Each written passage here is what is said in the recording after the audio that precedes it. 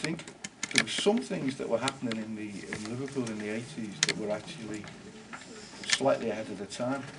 I only remember this one a couple of weeks ago. I'd forgotten all about it. But, you know, a useless bit of trivia for you is that Liverpool was the first authority to abolish corporal punishment in, I think it was about 1983 or 84. I did that.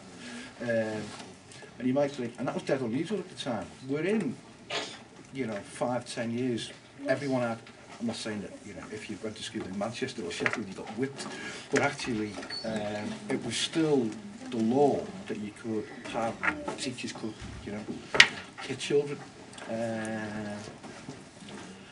So that was something that I think was ahead of its time. What we tried to do with secondary education in the 80s was bring in the concept of community education, community schools.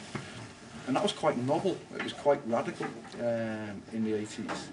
And I think the concept of community schools and community education, even if schools aren't called community schools, a lot of them are these days, is by trying to involve the community in the facilities of the school, I think is now taken as the norm.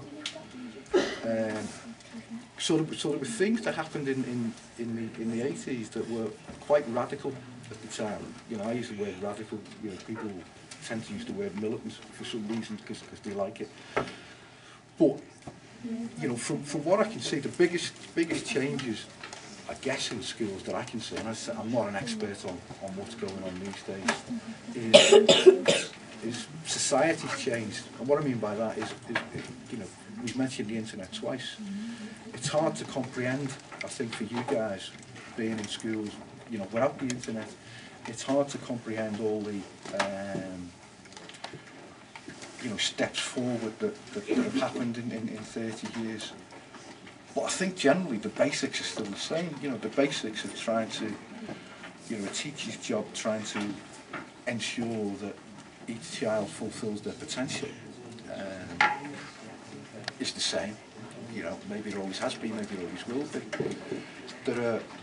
And you can't change the basic of what a school's supposed to do with a child from 5 or 6 to 16 or 18 is to try and develop them, educate them, not just in terms of teaching them, but, you know, in a perfect world to make them better people, you know, to prepare those people for what goes on in later life. Now, that's maybe a bit idealist.